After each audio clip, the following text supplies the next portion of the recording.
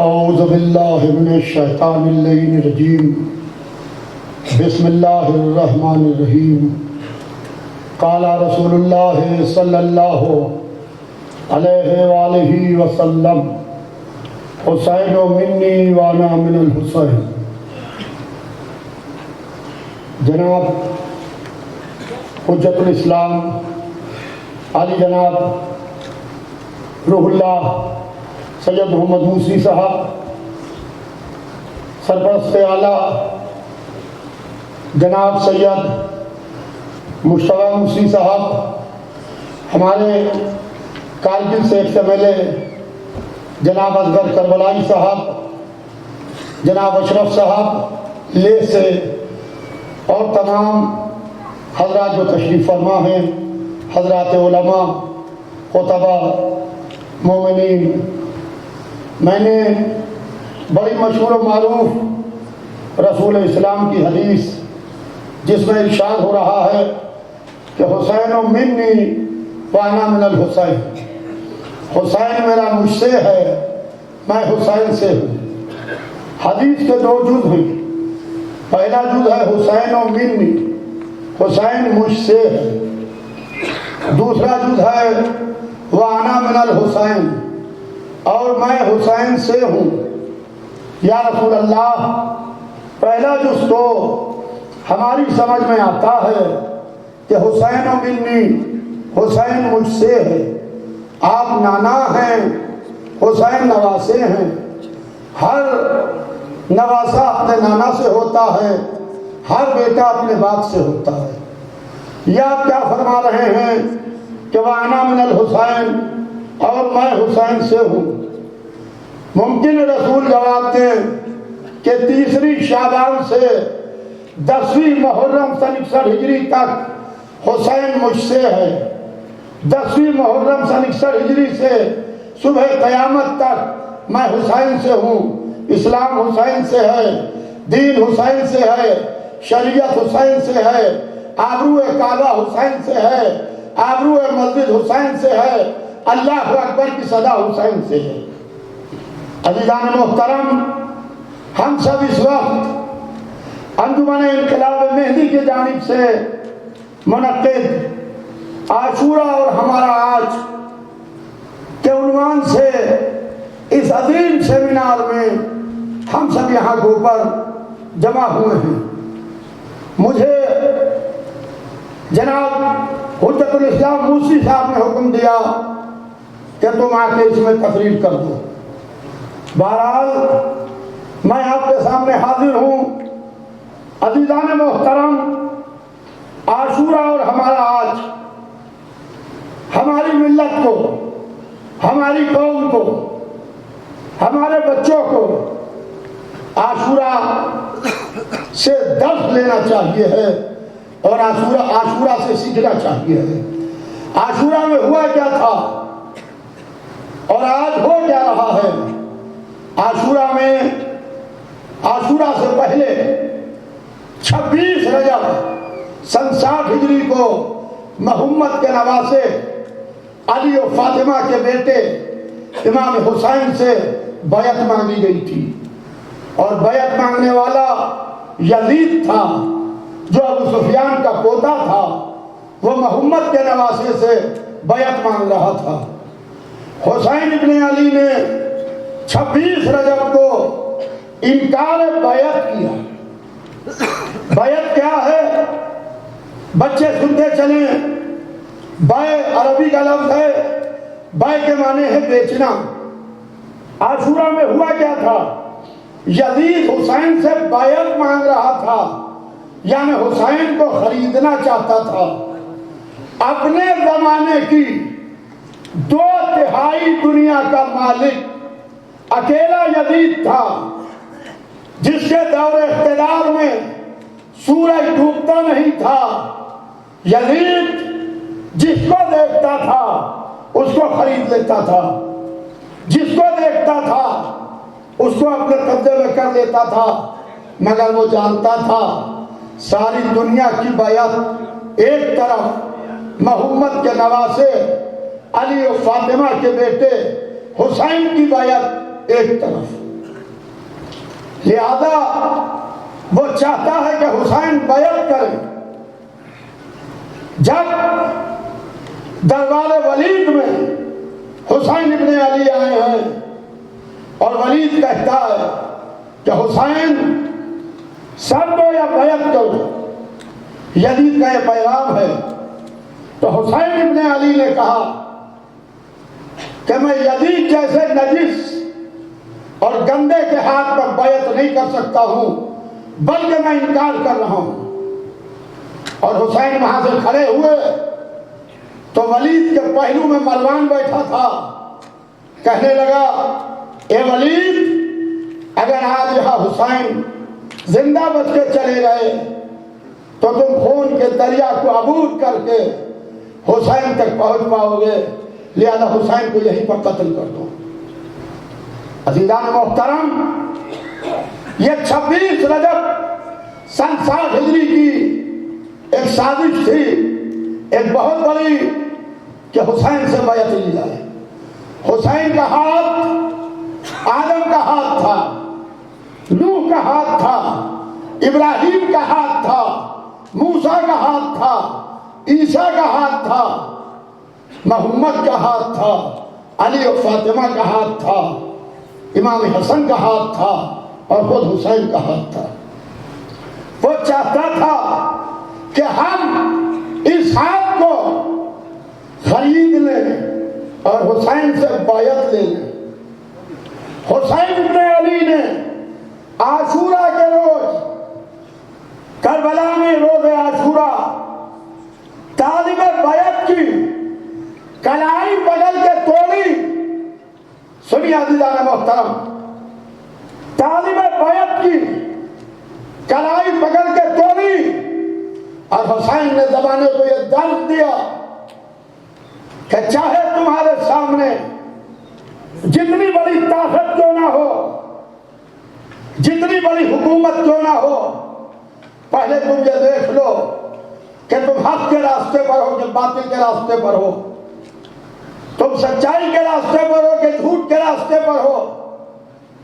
اگر تم حق کے راستے پر ہو، سچائی کے راستے پر ہو، تو تم بڑی سے بڑی طاقت سے ٹکرا جانا، آگے بڑھو گے، جیت تمہاری ہوگی۔ وہ یزید جس کے دور اقتدار میں سورج ڈوبتا نہیں تھا، آج کوئی یزید کا نام لینے والا نہیں ہے۔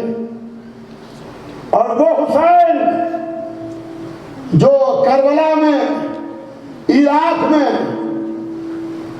اگر سے آپ ورلڈ میپ کو رکھیے تو اس میں پہلے آپ کو عراق ڈھونڈنا پڑے گا، پھر اس میں آپ کو کربلا تلاش کرنا پڑے گی۔ پن پوائنٹ کے اوپر کربلا ہے، پن سے رکھے بچے کو بتانا پڑے گا، انگلی نہیں رکھ سکتے کہ یہ کربلا ہے جہاں حسین نے عاشورہ کے روز، کیونکہ عاشورہ اور ہمارا آج، عاشورہ کے روز حسین نے اتنی بڑی طاقت یزید کو 10ویں محرم سن 61 ہجری کو زمین کربلا پر لا کے گرایا۔ 1400 برس ہو گئے، آج تک خاک ذلت سے یزید اٹھ نہیں سکا ہے۔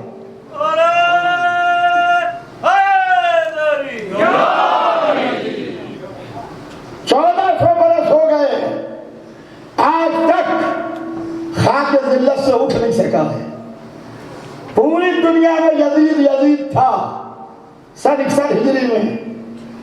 آج اگر آپ پورا ورلڈ میپ رکھیے تو پورے ورلڈ میپ میں ہر جگہ آپ کو حسین حسین ملیں گے۔ ایشیا میں بھی حسین حسین، افریقہ میں بھی حسین حسین، امریکہ میں بھی حسین حسین، آسٹریلیا میں بھی حسین حسین، یعنی کائنات کے گوشے میں ایک آواز ہے حسین ابن علی کی۔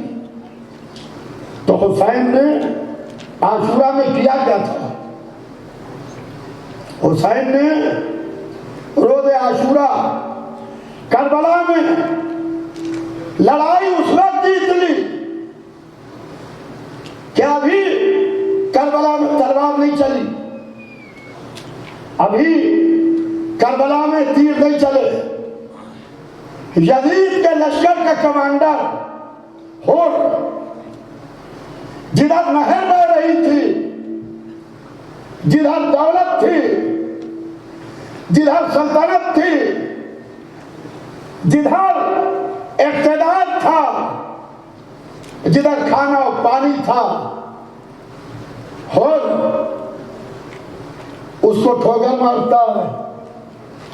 حسین کے پاس آ کے قدموں پر سر رکھ کے کہتا ہے کہ حلی توبہ فرزند رسول، کہ ہمارے واسطے بھی توبہ ہے، یہ حر نہیں آیا ہے، بلکہ حسین نے صبح عاشور تلوار چلنے سے پہلے لڑائی کو جیت لیا کہ دیکھ یزید 72 پیاسوں میں کوئی ایک ادھر نہیں گیا جدھر نہر بہ رہی تھی، بلکہ جدھر نہر بہ رہی تھی اس کا سردار ٹوٹ کے حسین کی طرف آتا ہے اور بتاتا ہے کہ ہاں حسین کی طرف ہے، باطل یزید کی طرف ہے۔ عزیزان محترم، حسین ابن علی نے عاشورے کو جو قربانیاں دی ہیں وہ قربانیاں سلسلے وار پیش کی، کیونکہ انیکتا میں ایکتا، عاشورہ اور ہمارا آج، حسین نے جو قربانی کا سلسلہ رکھا روز عاشورہ، پہلے حسین نے عباس کو بھیجا، حضرت عباس تصویر علی تھے، حدیث رسول ہے یا علی حب کا تقوی و ایمان، اے علی تمہاری محبت کا نام تقوی ہے، تمہاری محبت کا نام ایمان ہے۔ اگر سے کوئی مومن ہوتا تو حضرت عباس کے بازو میں قلم ہوتے، مگر کربلا میں حسین نے روز عاشورہ جو نظام بنایا تھا، زمانہ آج تک محو حیرت ہے کہ اگر اس لاکھوں کے لشکر میں کوئی مومن ہوگا تو وہ تصویر علی پر تلوار نہیں اٹھائے گا۔ جب تصویر علی پر تلوار اٹھ گئی اور عباس شہید کر دیے گئے تو اس کا مطلب یہ ہے کہ لاکھوں کے لشکر میں کوئی مومن نہیں ہے۔ اگر مومن ہوتا تو حضرت عباس شہید نہ ہوتے۔ پھر حسین نے علی اکبر کو بھیجا، حضرت علی اکبر تصویر رسول تھے، اگر پتہ چل جائے کہ یہ جگہ رسول اللہ سے منسوب ہے تو مسلمان جوخ در جوخ وہاں پہنچتا ہے، جا کے وہاں کے اوپر اپنی پیشانی خم کرتا ہے، وہاں کے اوپر سجدہ کرتا ہے کہ یہ جگہ رسول اللہ سے منسوب ہے، یہاں سرکار رسالت کے قدم آئی تھے۔ حسین نے علی اکبر کو بھیجا روز عاشورہ کہ مومن نہیں ہے تو ہو سکتا ہے یہ لشکر مسلمانوں کا ہو، اور کہا یا اللہ تو گواہ رہنا، میں اس کو بھیج رہا ہوں جو سیرت میں، صورت میں، رفتار میں، گفتار میں تیرے رسول محمد کی شبیہ ہے۔ جب حضرت علی اکبر کے سینے پر برچھی لگ گئی اور وہ شہید ہو گئے تو پتہ یہ چلا کہ اس لاکھوں کے لشکر میں کوئی مسلمان نہیں ہے۔ اگر مسلمان ہوتا تو تصویر محمد کو شہید نہ کرتا۔ اور آگے بڑھیے، کیا ترتیب قائم کی تھی حسین نے عاشورے کو۔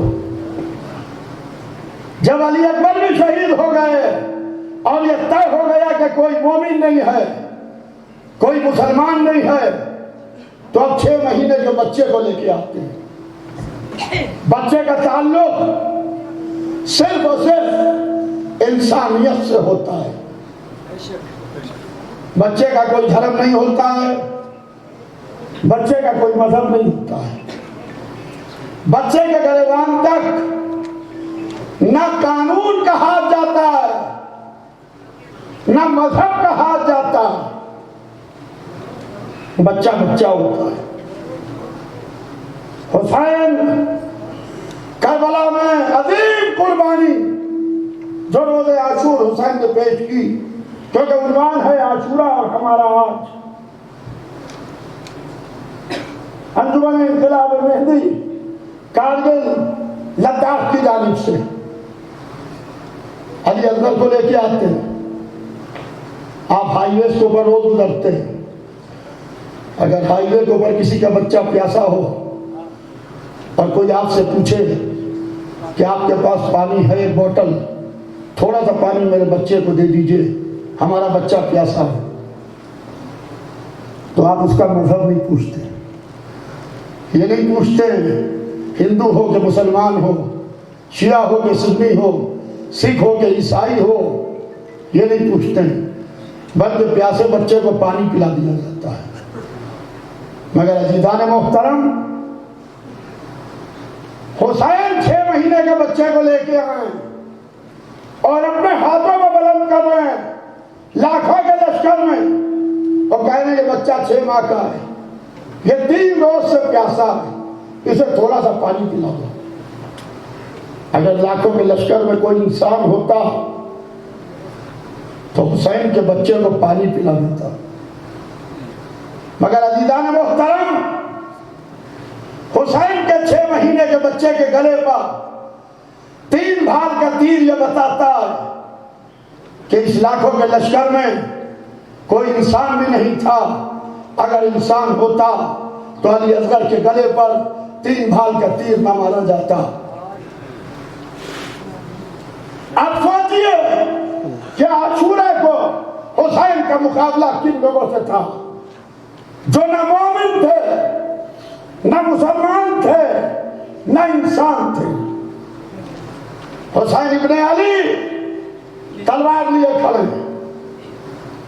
عزیزان محترم، حسین نے روز عاشورہ عظیم قربانیاں پیش کر کے پورے اسلام کو بچایا ہے، اور زمانے کو یہ میسج دیا کہ جب اگر کوئی بات مذہب پر آ جائے، کوئی بات دین پر آ جائے، تو تم قربانیاں دینے میں پیچھے نہ ہٹنا.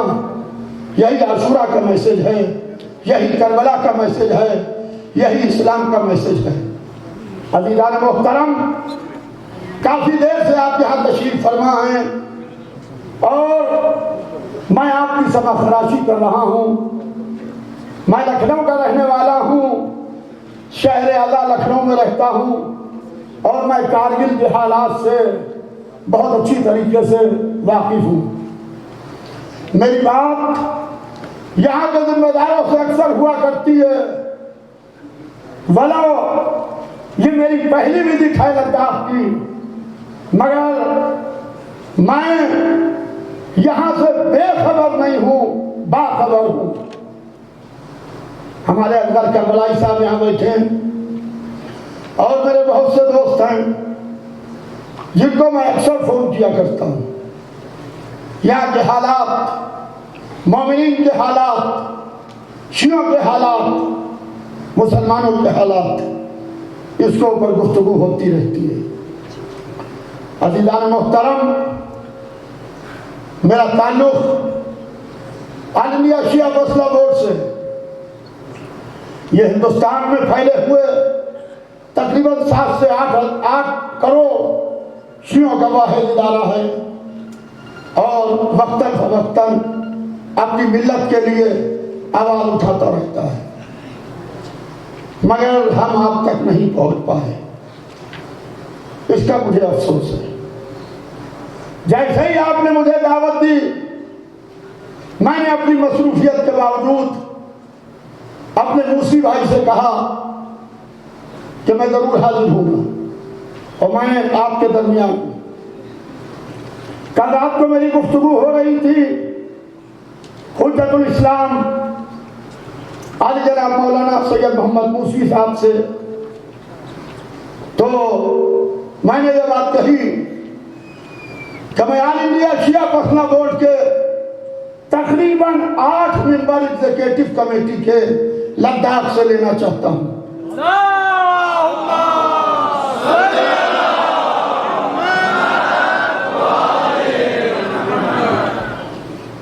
انشاءاللہ آپ کی ایگزیکٹو کمیٹی میں یہ سارے معاملات رکھ کے خاص طور سے یہاں کے مسائل کو حل کیا جائے۔ 8 ممبران میں چاہتا ہوں، 8 سے 10 ضروری نہیں ہے کہ 8 ہوں، اگر 1-2 بچ بھی جائیں تو کوئی حل نہیں ہے۔ وہ میں یہاں لداخ سے، کارگل لداخ سے انشاءاللہ آپ مجھے نام دیں گے تو وہ آل انڈیا شیعہ پرسنل بورڈ ایگزیکٹو کمیٹی کے ہمارے ممبر ہوں گے، جن سے سارے مسائل آپ کے ہم تک کے پہنچتے ہیں۔ اور ایک صوبائی صدر کارگل میں آل انڈیا شیعہ پرسنل بورڈ کا، اور ایک لیہ میں اشرف بھائی سے بھی کل بات ہو رہی تھی، جو شیعہ امامیہ کے پریسیڈنٹ ہیں لیہ کے، انجمن شیعہ امامیہ، تو ایک صدر لیہ سے، ایک صدر کارگل سے پریسیڈنٹ، اور تقریباً 8 سے 10 ایگزیکٹو کمیٹی کے ممبر۔ یہ انشاءاللہ بہت جلد اس کا اعلان آپ کے درمیان ہو جائے گا۔ اس کے علاوہ جو دوسری اہم چیز، کیونکہ میں کل دیر رات تک بیٹھ کے یہاں کے مسائل پر بات کرتا رہا مومنین سے کہ یہاں کیا کیا پرابلم ہے۔ سب سے بڑی پرابلم ایجوکیشن کی ہے، تعلیم کی ہے۔ ہمارے بچے پیسے کی تنگی کی وجہ سے ذہانت کے باوجود وہاں تک نہیں پہنچ پاتے جہاں تک انہیں پہنچنا چاہیے۔ بیچ میں ان کی پڑھائی چھوٹ جاتی ہے، جبکہ وہ بچے بڑے ذہین اور بہت تیز ہوتے ہیں۔ میں ایشیا کا سب سے بڑا کالج جو بزرگوں سے ہوتا ہوا اس وقت میرے ہاتھ میں ہے، لکھنؤ کا شیعہ کالج۔ میں نے کل موسی صاحب سے یہ بات کہی، ہم 100 بچے، آپ کے لداخ کے 100 بچے فری آف کاسٹ پڑھانا چاہتے ہیں۔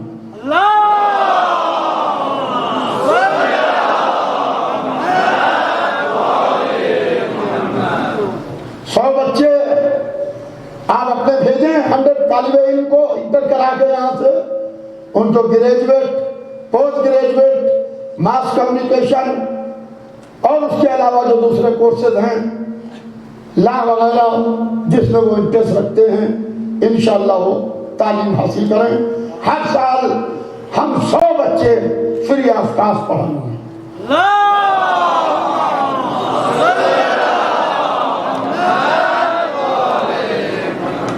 دیکھیے، تعلیم بہت ضروری ہے۔ ہماری کتاب قرآن کتاب علم ہے، ہمارے رسول شہر علم ہے، ہمارے مولا علی باب مدینۃ العلم ہیں۔ رسول نے کہا انا مدینۃ العلم و علی بابھا، میں علم کا شہر ہوں اور علی اس کا دروازہ ہے۔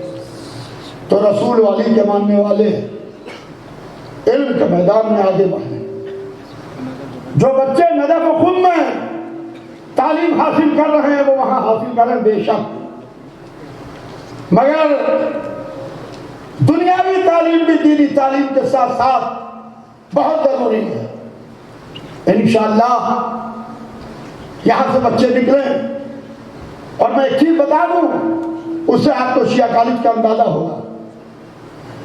آپ نے نام سنا ہوگا آغا مہدی خواجہ پیری صاحب، جو ایران کلچر ہاؤس کے ہیں۔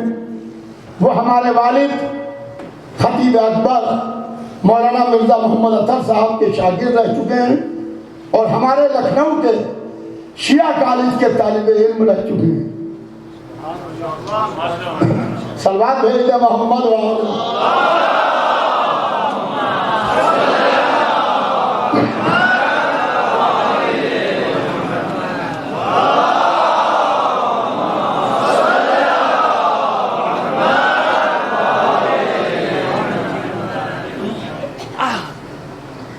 دوسری چیز کہ ایجوکیشن کے سلسلے میں آپ رابطہ قائم کیجئے.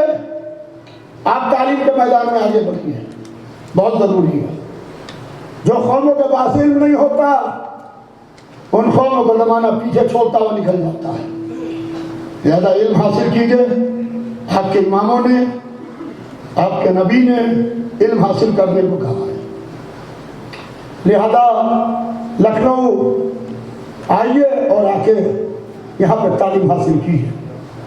جو بھی ہمارے لکھنؤ یونیورسٹی کے نام سے اس نام کو پورا کرتے ہوئے ہم پوری طریقے سے آپ کے استقبال کے لیے تیار ہیں. رہ گئی تیسری چیز, اتحاد. اپنے اندر اتحاد پیدا کیجیے. وہ قومیں ختم ہو جاتی ہیں جو متحد نہیں ہوتی ہیں. وہ قومیں ایک جاہلوں کی بھیڑ ہو جاتی ہیں جن کے اندر علم اور اتحاد نہیں ہوتا ہے. وہ قومیں کبھی آگے نہیں بڑھتی جو متحد نہیں ہوتی. ہمارے یہاں ایک مثال ہے کہ بند مٹھی لاکھ کی کھل جائے خاک کی. لہذا ہر جگہ کے کچھ مسائل ہوتے ہیں, ہر جگہ کے کچھ پرابلمس ہوتے ہیں. وہ مسائل, وہ پرابلم ہم اپنے گھروں میں بیٹھ کے طے کر سکتے ہیں. اپنی مسجدوں میں, اپنے امام باڑوں میں بیٹھ کے ان مسائل کا ہم حل نکال سکتے ہیں. مگر ہم اپنے دشمن کو ہنسنے کا موقع دیں اور ہمارے اندر اتحاد نہ ہو تو اس سے ہم بکھرتے چلے جائیں گے. لہذا کربلا نے ہمیں, عاشورہ نے ہمیں یہ میسج دیا ہے. تھے تو 72